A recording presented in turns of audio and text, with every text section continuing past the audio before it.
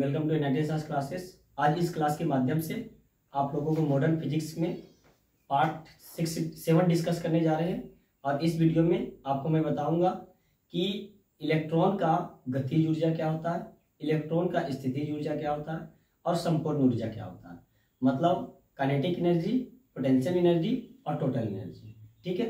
इससे पहले वीडियो में आपको मैं बताया था कि बोर का परमाणु त्रिज्या, उसके बाद बताया था कि इलेक्ट्रॉन का वेग क्या होगा। तो ये सब बता चुका हूँ इससे पहले वीडियो में। जो भी स्टूडेंट इससे पहले वीडियो नहीं देखें, आप लोगों को मैं सलाह देता हूँ कि सीरियल वाइज से वीडियो देखें, तभी समझ में आएगा, अन्यथा नहीं समझ में आ सकता है। जो भी स्टूडेंट न्यू जुड़ रहे हैं इस चैनल पे, उसको मैं बाकी का वीडियो का लिंक डिस्क्रिप्शन बॉक्स में डाल दूंगा, आप वहाँ से देख सकते हैं। ठीक है। तो स्टार्ट करते हैं कि काइनेटिक एनर्जी। ठीक है। मॉडर्न फिजिक्स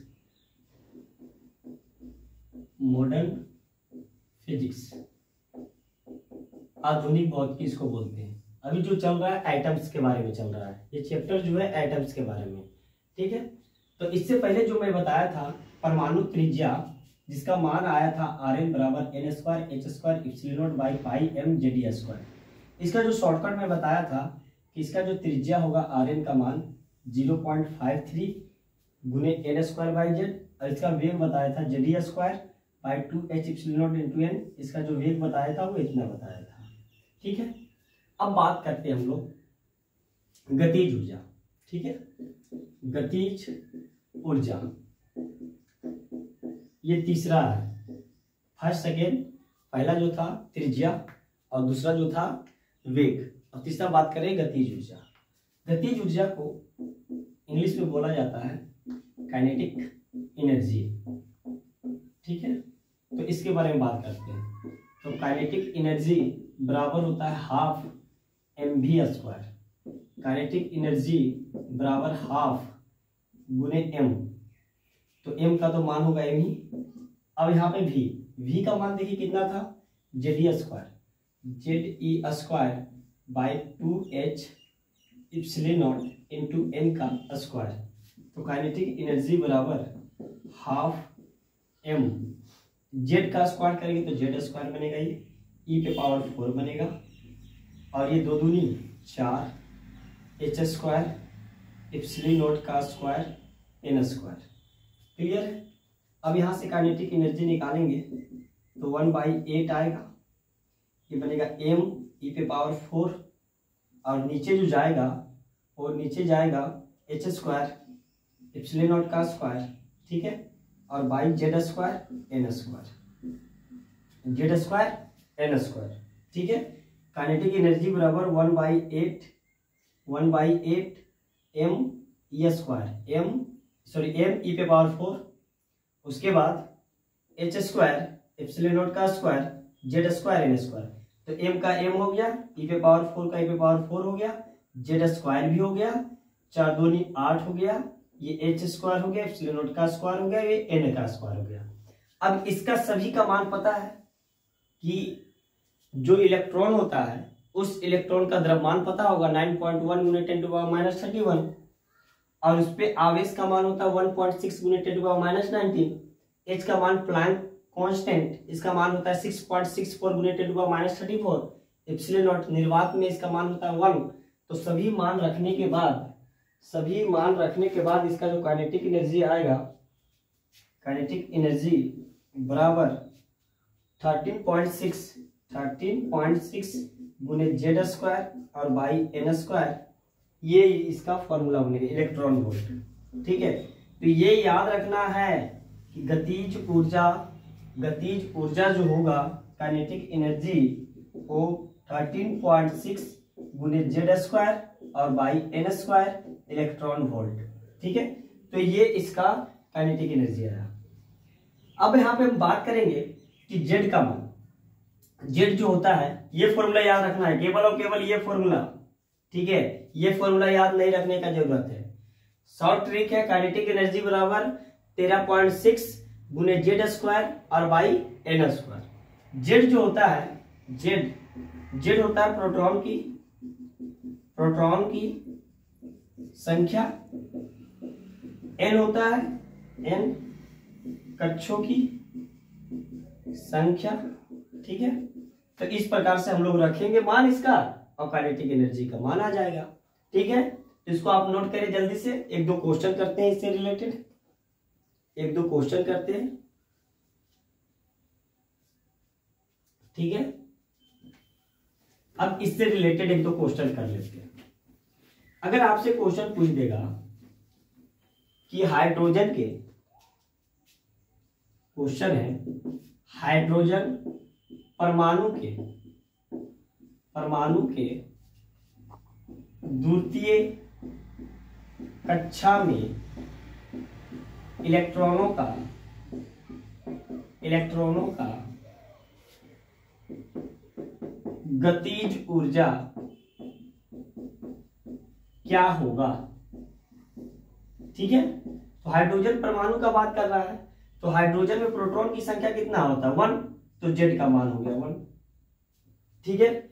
अब द्वितीय कक्षा का बात कर रहा है तो एन का मान कितना होगा 2, इसमें रख देंगे काइनेटिक एनर्जी बराबर 13.6 गुने N square, sorry Z square कितना 1 का स्क्वायर और एन स्क्वायर कितना है 2 का स्क्वायर, तो 13.6 और बाई 4, तो ये बन जाएगा 3.4, इतना इलेक्ट्रॉन वोल्ट द्वितीय कक्षा में होगा काइनेटिक एनर्जी। मतलब उस इलेक्ट्रॉन जो द्वितीय कक्षा में है, हाइड्रोजन परमाणु के द्वितीय कक्षा में है, उसका जो गतिज ऊर्जा आएगा वो 3.4 इलेक्ट्रॉन वोल्ट आएगा, क्लियर है। मतलब ये इलेक्ट्रॉन जो घूम रहा है इसका जो गतिज ऊर्जा होगा वो 3.4 इलेक्ट्रॉन वोल्ट होगा, क्लियर हो गया बात, ठीक है। तो जल्दी से नोट करें। इसी तरीके से आपको क्वेश्चन हम देते हैं, ए नंबर कमेंट बॉक्स में लिखना आपको। हीलियम प्लस परमाणु के द्वितीय कक्षा में इलेक्ट्रॉनों का गतिज ऊर्जा क्या होगा। दूसरा क्वेश्चन है लिथियम 2 प्लस परमाणु के तीसरे कक्षा में इलेक्ट्रॉनों का गतिज ऊर्जा क्या होगा। जल्दी से इसको नोट करें, अब बात करते हैं हम लोग स्थितिज ऊर्जा का, ठीक है। अब बात करते हैं हम लोग स्थितिज ऊर्जा का।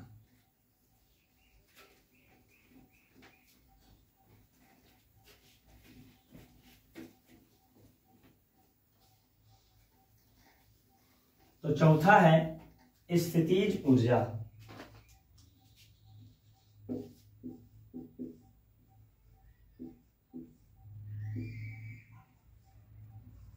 स्थितिज ऊर्जा पोटेंशियल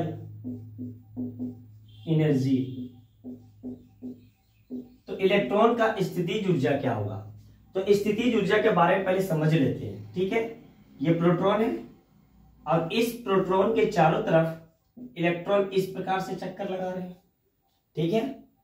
तो ये पता होना चाहिए, ये फिजिक्स का कंसेप्ट है कि अगर इलेक्ट्रॉन और प्रोटॉन एक दूसरे के नजदीक अगर r दूरी पे रखा हुआ है, ये फिजिक्स का कंसेप्ट है। फिर से हम बोल रहे हैं कि अगर प्रोटॉन और इलेक्ट्रॉन मतलब धन आवेश और ऋण आवेश अगर r दूरी पे रखा हो तो उसका पोटेंशियल एनर्जी होता है 1/4 pi epsilon not Q1 Q2 by R, Q1 Q2 by R। यहां पे जो Q1 और Q2 जो रखते हैं वो विथ साइन रखते हैं, मतलब साइन के साथ। अगर इलेक्ट्रॉन है तो माइनस और प्रोटॉन है तो प्लस, क्लियर है बात। तो अब यहां पे रखते हैं मान, तो पोटेंशियल एनर्जी मतलब स्थितिज ऊर्जा बराबर 1/4 पाई एप्सिलॉन नॉट Q1 हम इलेक्ट्रॉन को मान लिए और Q2 प्रोटॉन को मान लिए। तो Q1 इलेक्ट्रॉन है तो मतलब इस पे आवेश कितना होगा -E। Q2 प्रोटॉन है तो एक प्रोटॉन पे आवेश है E, तो Z प्रोटॉन पे क्या होगा ZE, क्लियर। अब R का मान रख रहे हैं, तो R का मान, इसका त्रिज्या तो निकाल चुके हैं हम। R का मान क्या होता है N square H square epsilon naught by pi M Z square. Clear है बात? तो यहां पे पोटेंशियल एनर्जी जो बनेगा माइनस, ये माइनस आएगा, माइनस बाहर जाएगा, 1/4 पाई इप्सिलॉन नॉट, ये बन जाएगा जेड स्क्वायर। क्लियर है? ये टर्म ऊपर चला जाएगा तो गुने पाई एम जेड स्क्वायर और बाई नीचे क्या है एन स्क्वायर एच स्क्वायर और बाई इप्सिलॉन नॉट। क्लियर? अब यहां से देखते हैं कि क्या क्या टर्म कट रहा है, क्या क्या टर्म कट रहा है। तो यहां पे क्या क्या टर्म कट रहा है, चलिए। तो पोटेंशियल एनर्जी बराबर, ठीक है, माइनस कुछ कट रहा है क्या, ई स्क्वायर एन स्क्वायर भी नहीं कट रहा है, इप्सिलॉन नॉट भी नहीं कट रहा, ठीक है। तो -1/, एक पाई केवल कट रहा है, ठीक है, 4 -1/4 जेड ई स्क्वायर कितना बन जाएगा, ई पे पावर 4। क्लियर? फिर से हम लिख रहे हैं इसको इधर सोल्व कर रहे हैं, ठीक है। तो पोटेंशियल एनर्जी बराबर -1/4 जेड और जेड मिलकर के क्या बन जाएगा, जेड स्क्वायर, ठीक है।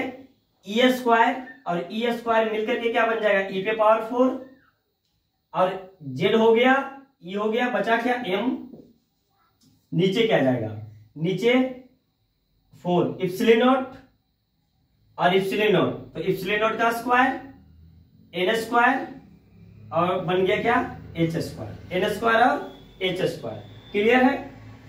अभी हम बताए थे काइनेटिक एनर्जी का एक फॉर्मूला आया था, ठीक है। ये फॉर्मूला क्या आया था, ठीक है, ये आया था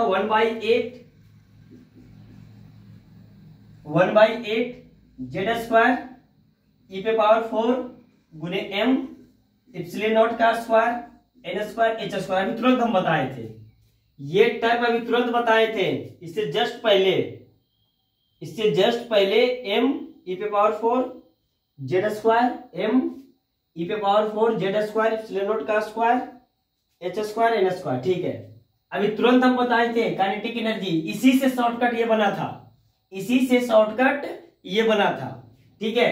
अब देखिए ये दोनों टर्म एक ही लग रहा है ना, केवल यहां पे क्या है 1/8 है ना, केवल यहां पे क्या है 1/8 और यहां पे क्या 1/4।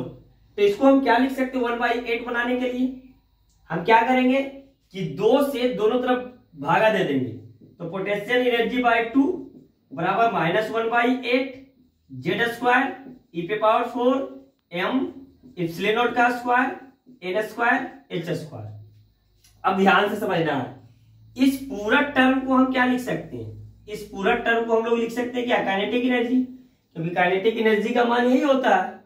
अब यहां से समझना, तो पोटेंशियल एनर्जी बराबर -2 इंटू काइनेटिक एनर्जी, ये काइनेटिक एनर्जी बन गया, 2 इधर जाएगा तो -2 इंटू काइनेटिक एनर्जी बना कि नहीं। तो यहां पे पोटेंशियल एनर्जी बराबर -2, काइनेटिक एनर्जी का शॉर्टकट क्या था 13.6, तो 13.6 गुने जेड स्क्वायर और by N square electron volt. तो ये पोटेंशियल एनर्जी का फॉर्मूला बना।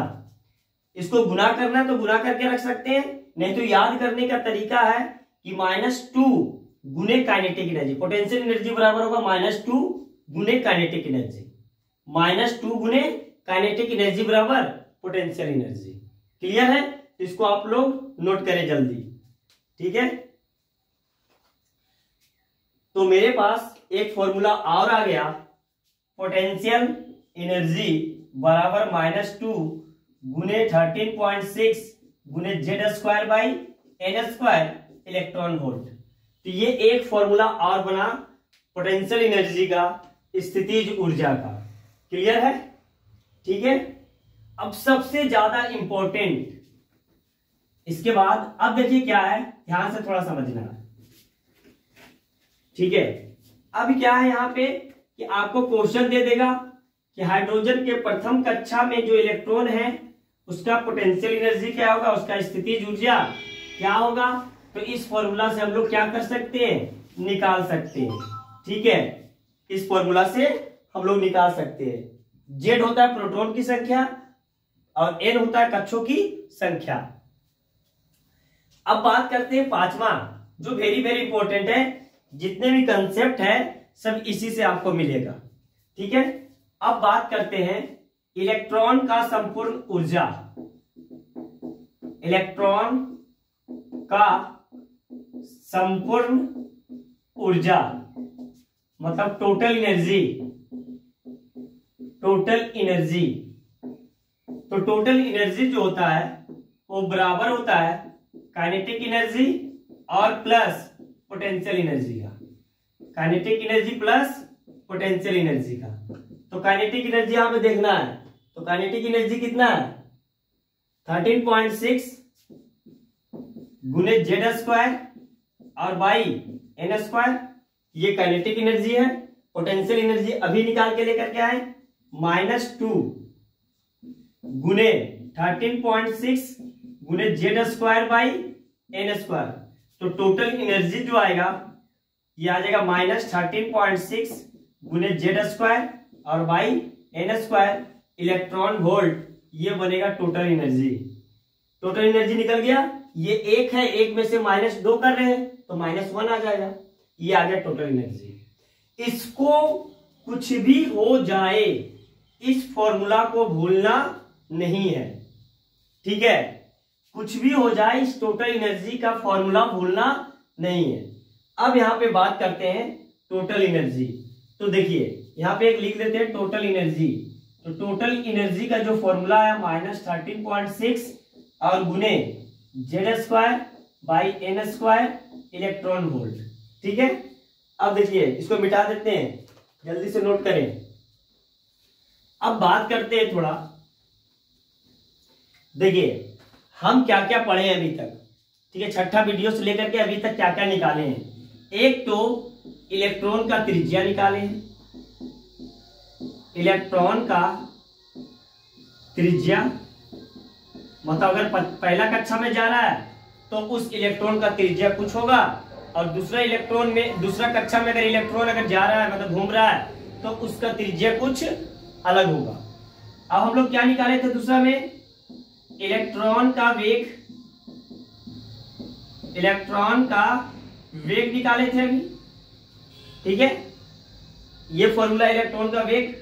उसके बाद हम लोग क्या निकाले हैं, गतिज ऊर्जा। उसके बाद क्या निकाले हैं, स्थितिज ऊर्जा। और उसके बाद लास्ट में निकाले हैं वो संपूर्ण ऊर्जा। तो आपको ये पांचों फॉर्मूला याद रहना चाहिए, ठीक है। कभी कभी न्यूमेरिकल भी पूछ देता है इसमें 2 नंबर का, क्योंकि ये जो पोर्शन है फिजिक्स का भी पार्ट है और केमिस्ट्री का भी पार्ट है। बात समझ में आया कि नहीं? इसलिए ये सब फॉर्मूला बहुत ज्यादा इंपॉर्टेंट होता है। इससे कभी कभी न्यूमेरिकल पूछ देगा, इससे कभी कभी एमसीक्यू पूछ देगा। दोनों में से, दोनों फिजिक्स केमिस्ट्री में से किसी में से भी पूछ सकता है। क्लियर है? अब इस फॉर्मूला को हम लोग समझाते हैं कि आखिरकार संपूर्ण ऊर्जा आखिरकार होता क्या है। जल्दी से इसको कहीं पे आप लोग एक जगह पे एक पेज पे लिख लीजिए इसको, ठीक है। इसको जल्दी से इसको कहीं एक पेज पे इसको नोट करें, ठीक है। अब बात करते हैं इस फॉर्मूला का मतलब, ठीक है। अब ध्यान से समझना है इस फॉर्मूला का मतलब क्या हुआ।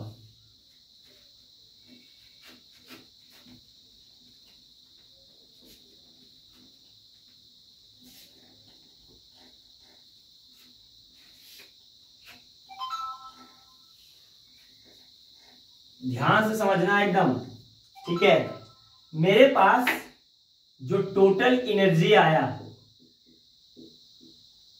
टोटल एनर्जी वो आया -13.6 गुने जेड स्क्वायर और एन स्क्वायर इलेक्ट्रॉन वोल्ट, ये आया, ठीक है। अब इससे रिलेटेड बहुत सारा कंसेप्ट अभी बताने वाले हैं, बहुत सारा कंसेप्ट। अब देखिए क्या होगा कि जब इलेक्ट्रॉन प्रथम कक्षा में घूम रहा है, प्रथम कक्षा में हाइड्रोजन एटम का बात है, ठीक है, किसके लिए? तो हाइड्रोजन एटम के लिए। तो जब प्रथम कक्षा में घूम रहा है तो सिंपल सा बात है कि प्रोटॉन 1 होगा, मतलब जेड का मान 1। प्रथम कक्षा में है तो n बराबर भी क्या होगा? 1 होगा।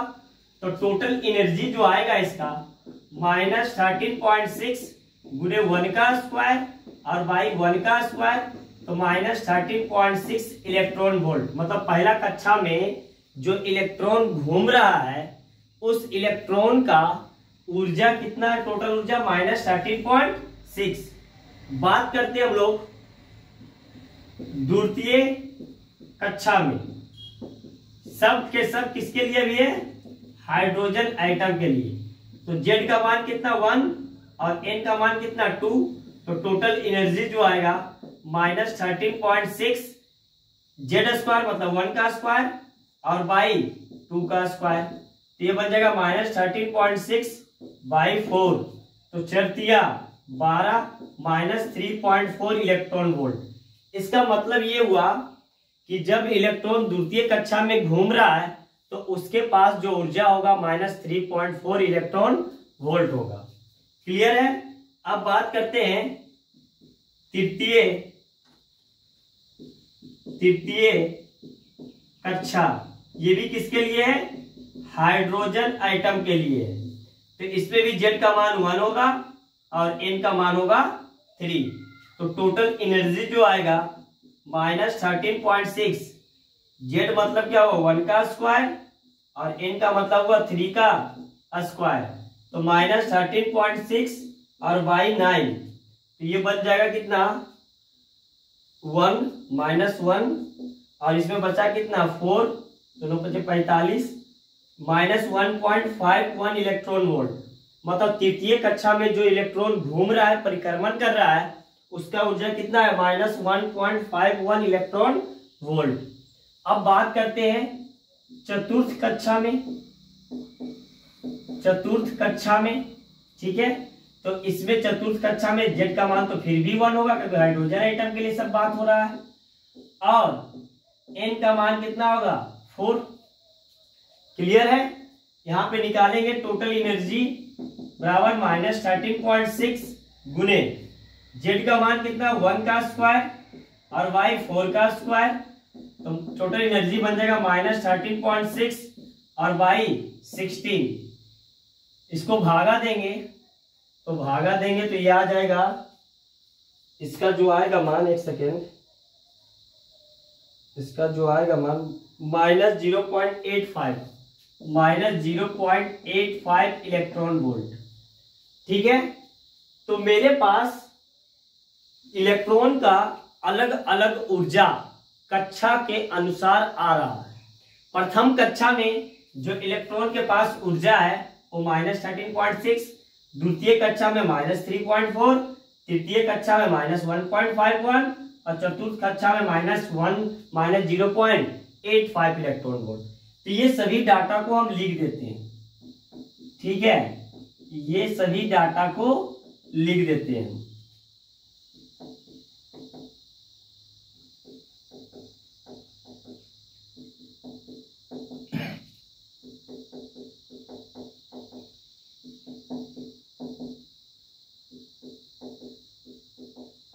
ये सभी डाटा को हम लिख दिए हैं और इसको हम मिटा रहे हैं। जल्दी से इसको नोट करना है तो ले लें स्क्रीनशॉट या कहीं पे लिख लें।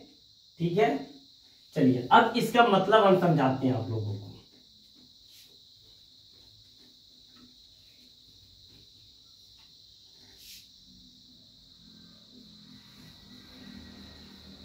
इसका मतलब अब इसका फील देते हैं आप लोगों को कि आखिरकार ये सब का जरूरत क्यों पड़ा। तो देखिए, ध्यान से समझना है। ये है प्रोटॉन, क्लियर? ये है इसका पहला कक्षा, ये इसका द्वितीय कक्षा, ये इसका तृतीय कक्षा, ये इसका चतुर्थ कक्षा, इसी तरीके से पांचवा कक्षा, छठा कक्षा, इसी प्रकार से रहेगा। ठीक है, पहला कक्षा में इलेक्ट्रॉन इस प्रकार से घूम रहा है। इस इलेक्ट्रॉन का ऊर्जा कितना है? -13.6 इलेक्ट्रॉन वोल्ट। क्लियर? द्वितीय कक्षा में जो इलेक्ट्रॉन परिक्रमण कर रहा है उसका जो ऊर्जा है माइनस, इसका जो ऊर्जा है माइनस 13.6 इलेक्ट्रॉन वोल्ट, इसका जो ऊर्जा है माइनस 3.4 इलेक्ट्रॉन वोल्ट। इस इलेक्ट्रॉन का जो तृतीय कक्षा में घूम रहा है उसका ऊर्जा है माइनस 1.51 इलेक्ट्रॉन वोल्ट। चतुर्थ कक्षा में जो घूम रहा है माइनस 0.85 इलेक्ट्रॉन वोल्ट। इसका मतलब क्या हुआ? ठीक है, इसका मतलब क्या हुआ? तो इसका मतलब बताने से पहले जो जो चीज बताएं उसका मतलब समझा देते। सबसे पहले हम बताए थे त्रिज्या। तो इस इलेक्ट्रॉन का त्रिज्या का मतलब समझ में आया कि इस परमाणु के केंद्र से, परमाणु के केंद्र से पहला कक्षा में इलेक्ट्रॉन का त्रिज्या जो कि बता दिए फॉर्मूला, उसका वेग भी बता दिए, कितना वेग से वो घूमेगा उसका भी फॉर्मूला बता दिए। तीसरा उसका गतिज ऊर्जा क्या होगा, उसका गतिज ऊर्जा का मान क्या होगा वो भी बता चुके हैं। उसका स्थितिज ऊर्जा क्या होगा वो भी बता चुके हैं। अब ये चार जो आया टोटल ऊर्जा आया, मतलब टोटल एनर्जी, संपूर्ण ऊर्जा। अब इसका मतलब ध्यान से समझना है, एकदम फोकस करना है बोर्ड के पास। देखिए, जैसे जैसे परमाणु के अंदर कक्षा बढ़ते जा रहा है, इलेक्ट्रॉन के पास, ध्यान से समझना है, इलेक्ट्रॉन के पास ऊर्जा का मान बढ़ रहा है। बात समझ में आया कि नहीं? जैसे जैसे इलेक्ट्रॉन इस प्रोटॉन से दूर जा रहा है, मतलब कक्षों की संख्या बढ़ रहा है, उस इलेक्ट्रॉन के पास ऊर्जा का मान बढ़ रहा है, उस इलेक्ट्रॉन के पास ऊर्जा का मान बढ़ रहा है। बात समझ में आया कि नहीं? सबसे ज्यादा ऊर्जा कौन से इलेक्ट्रॉन के पास है? ये के एल एम एन। तो सबसे ज्यादा ऊर्जा जो एन कक्षा के अंदर जो इलेक्ट्रॉन परिक्रमण कर रहा है उसी इलेक्ट्रॉन के पास ऊर्जा अधिक होता है। बात समझ में आया कि नहीं? जिस इलेक्ट्रॉन के पास ऊर्जा अधिक है, इसका मतलब ये हुआ कि वो प्रोटॉन से क्या हो रहा है? मुक्त हो रहा है, स्वतंत्र हो रहा है। अभी क्या है कि ये पहला कक्षा में जो इलेक्ट्रॉन प्रोटॉन के पास है, इसका मतलब ये हुआ कि प्रोटॉन इसको ज्यादा ऊर्जा से जकड़ करके रखा हुआ है। बात समझ में आया कि नहीं? बात समझ में आया? मतलब प्रोटॉन इस इलेक्ट्रॉन को ज्यादा कर्ज दे करके रखा है। कितना कर्ज देकर रखा है? कितना ऊर्जा दे करके रखा है इलेक्ट्रॉन को? माइनस 13.6। अब ये प्रोटॉन इस इलेक्ट्रॉन को इतना ऊर्जा माइनस 13.6 दे करके रखा है, मतलब इस इलेक्ट्रॉन को आजाद कराने के लिए, मुक्त कराने के लिए कितना ऊर्जा देना पड़ेगा? Plus 13.6 electron volt. ठीक है, फिर से हम बता रहे हैं, ध्यान से समझना है। ये है बोर का मॉडल। फिर से हम बता रहे हैं, ध्यान से समझना है। ठीक है, बोर का मॉडल के अनुसार, इस फॉर्मूला के अनुसार, जैसे जैसे इलेक्ट्रॉन प्रोटॉन से दूर जा रहा है, कक्षों की संख्या बढ़ रहा है, वैसे वैसे इलेक्ट्रॉन के पास ऊर्जा का मान भी क्या हो रहा है? बढ़ रहा है। ठीक है, वैसे वैसे ऊर्जा का मान भी क्या हो रहा है? बढ़ रहा है। इसका मतलब हुआ कि प्रोटॉन, ये पहला कक्षा के इलेक्ट्रॉन को, पहला सेल के इलेक्ट्रॉन को ज्यादा अपना कर्ज दे रखा है। इस इलेक्ट्रॉन को इस प्रोटॉन से आजाद होना है, तो इसको कितना ऊर्जा की जरूरत पड़ेगा? Plus 13.6 electron volt. इस इलेक्ट्रॉन को इतना ऊर्जा देंगे तब ये इलेक्ट्रॉन क्या होगा? मुक्त होगा, इस प्रोटॉन से क्या होगा? बाहर जाएगा। बात समझ में आया कि नहीं? तो ये बताइए कि के इलेक्ट्रॉन को मुक्त होने के लिए ज्यादा ऊर्जा की जरूरत है। प्लस 13.6 इलेक्ट्रॉन वोल्ट ऊर्जा हम उस इलेक्ट्रॉन को देंगे, पहला कक्षा के इलेक्ट्रॉन को, तब जाकर के वो क्या होगा? मुक्त होगा, आजाद होगा। क्लियर? इस इलेक्ट्रॉन का बात करें दूसरा कक्षा में, तो प्लस 3.4 इलेक्ट्रॉन वोल्ट ऊर्जा देंगे, तब ये इलेक्ट्रॉन क्या होगा? आजाद होगा। तीसरा कक्षा का बात करेंगे तो प्लस 1.5 इलेक्ट्रॉन वोल्ट। चौथा कक्षा का बात करेंगे तो प्लस 0.85 इलेक्ट्रॉन वोल्ट देना पड़ेगा। क्लियर है? ठीक है, इसका मतलब ये निकला इसका निष्कर्ष ये निकला कि जो प्रोटॉन के कक्षा में प्रथम कक्षा में जो इलेक्ट्रॉन है, जो प्रोटॉन के नजदीक है, वो ज्यादा प्रोटॉन से जकड़ करके है, मतलब उसको छुड़ाना है, उसको आजाद करना है, उसको बाहर निकालना है, तो ज्यादा ऊर्जा देना पड़ेगा। क्लियर है बात? इसको कम ऊर्जा देना पड़ेगा, इसको और कम ऊर्जा देना पड़ेगा आजाद कराने के लिए, इसको बहुत कम देना पड़ेगा ऊर्जा। तभी तो इस परमाणु को हम थोड़ा सा भी क्या करेंगे, थोड़ा सा भी हम यहाँ पे हीट दे दिए, टेम्परेचर दे दिए, ये इलेक्ट्रॉन को कम ही ऊर्जा की जरूरत होता है, थोड़ा सा ऊर्जा लिया, ये इलेक्ट्रॉन तुरंत क्या हो गया, बाहर निकल जाता है। बात समझ में आया? क्लियर है? पूरा कंसेप्ट क्लियर? कमेंट बॉक्स में जरूर बताएं अगर पूरा क्लियर हो गया होगा तो। ठीक है, कमेंट बॉक्स में जरूर रिप्लाई दें इस बात को, ये बात अगर क्लियर हुआ है तो। पहला कक्षा में जो इलेक्ट्रॉन है वो -13.6 है, इस इलेक्ट्रॉन को आजाद होना है तो +13.6 इलेक्ट्रॉन वोल्ट ऊर्जा की जरूरत है। ठीक है, इस इलेक्ट्रॉन को +3.4 इलेक्ट्रॉन वोल्ट ऊर्जा देंगे इस इलेक्ट्रॉन को, तब ये इलेक्ट्रॉन दूसरा कक्षा से निकल करके बाहर आएगा। इस इलेक्ट्रॉन को +1.51 इलेक्ट्रॉन वोल्ट देंगे ऊर्जा, तब ये इलेक्ट्रॉन क्या होगा, बाहर आएगा। इस इलेक्ट्रॉन को +0.85 इलेक्ट्रॉन वोल्ट देंगे ऊर्जा, तब क्या होगा, बाहर आएगा। क्लियर है बात? समझ में आया? मतलब ये इलेक्ट्रॉन ज्यादा जकड़ करके रखा हुआ है, ज्यादा बंधा हुआ है, किससे, प्रोटॉन से। ठीक है, क्लियर है, समझ में आ गया? अब बात करते हैं हम यहाँ पे, अगर आपसे पूछा जाएगा कि सबसे ज्यादा अस्थाई कौन से कक्षा के इलेक्ट्रॉन है, तो सिंपल सा बात है, स्टेबिलिटी वही इलेक्ट्रॉन होता है जो किसी प्रकार के अभिक्रिया में भाग नहीं लेता है, वो स्टेबल है, अपने रूम के अंदर ही रहेगा, उसको परमाणु या एटम्स क्या कर रहा है नहीं कर रहा है उससे कोई मतलब नहीं है।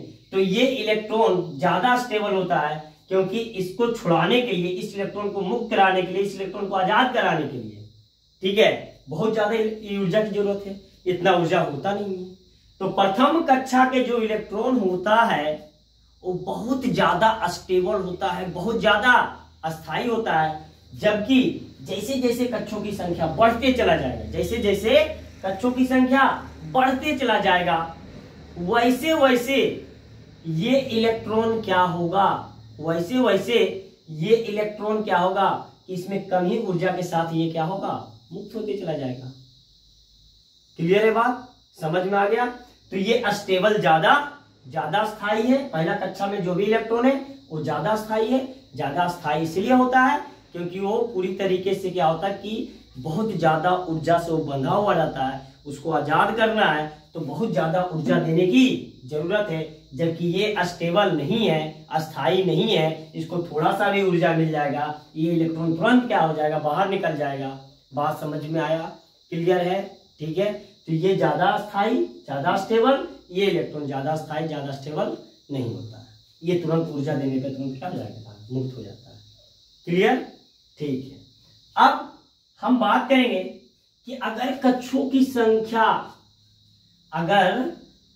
संख्या हम इन्फिनिटिव लेकर के चल जाए, मतलब कक्षों की संख्या n बराबर इन्फिनिटी, तो कक्षों की संख्या अगर इन्फिनिटिव हो जाएगा तो इलेक्ट्रॉन इन्फिनिटी पे जाकर के मिलेगा, जिससे प्रोटॉन और इलेक्ट्रॉन के बीच में आकर्षण बल बहुत कम होगा, मतलब कम क्या, 0 के बराबर, जिससे इन दोनों के बीच में ऊर्जा भी क्या होगा, 0 के बराबर।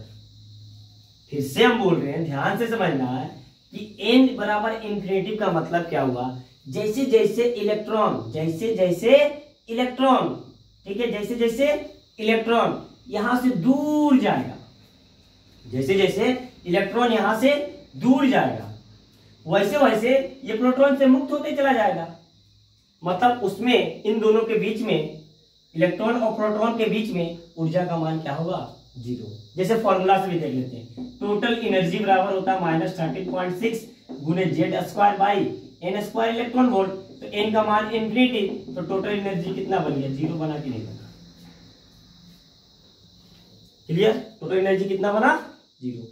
तो ये एक बार बिहार बोर्ड में भी आया हुआ था, कौन से साल याद नहीं है हमको, कि परमाणु के अंदर प्रथम कक्षा के इलेक्ट्रॉन, परमाणु के अंदर प्रथम कक्षा के इलेक्ट्रॉन अस्थाई होते हैं क्यों? तो इसका जवाब सिंपल सा जवाब देना है वहां पे कि अस्थाई इसीलिए होते हैं क्योंकि वो इलेक्ट्रॉन प्रोटॉन से ज्यादा ऊर्जा से बंधे हुए रहते हैं। ठीक है, उस इलेक्ट्रॉन को निकालने के लिए प्लस 13.6 इलेक्ट्रॉन वोल्ट ऊर्जा देना पड़ेगा, तभी इलेक्ट्रॉन को क्या होगा जाकर के बाहर निकलेगा। क्लियर हो गया बात? ठीक है, तो ये था बोर का मॉडल। और बोर का मॉडल जो था हम पूरा का पूरा कंप्लीट करा दिए। आगे हम बात करेंगे स्पेक्ट्रम का, बात करेंगे आगे वीडियो में जो बात करने वाले हैं स्पेक्ट्रम का बात करने वाले हैं। आपसे गुजारिश है, आपसे रिक्वेस्ट है कि वीडियो को ज़्यादा से ज़्यादा लाइक, सब्सक्राइब, शेयर करें, क्योंकि वीडियो बनाने में बहुत मेहनत लगता है। ठीक है, थैंक्स फॉर वॉचिंग।